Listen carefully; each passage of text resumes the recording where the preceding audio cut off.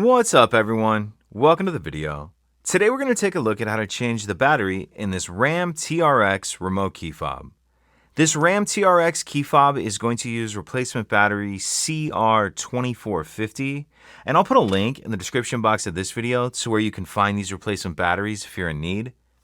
The other thing I'm going to be using to replace this key fob battery is a small flathead screwdriver. So the first thing I'm going to do is grab my key fob and I'm going to remove the emergency key that's in the bottom of it. That's done by pressing this button on the side of the fob that my thumb's on, and the emergency key will pull out like that. We can just set that key to the side. Now if we grab our screwdriver and we hold our key fob with the buttons facing down, then we take a look at the bottom of it. There's this little notch right here. What I'm going to do is take my screwdriver and get it in that notch. Then I'm just going to pry up on the back cover like that.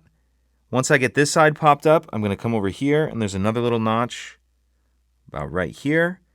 Get my screwdriver in there, pop up on that side. Then go ahead and pull the back cover off. We can see our battery right here. For this part, I'm going to grab my screwdriver and just carefully use it to get under the edge of the battery and pop it out of that little holder. Once we get the old battery out, I'll grab my new replacement battery, and you want to make sure that you're installing your new battery with the plus side up. Positive side up. I'm going to tuck this edge in first like that, then snap the battery down into place. Grab my back cover, snap that back on, make sure that's all the way on. Slide my emergency key back in, and that's it.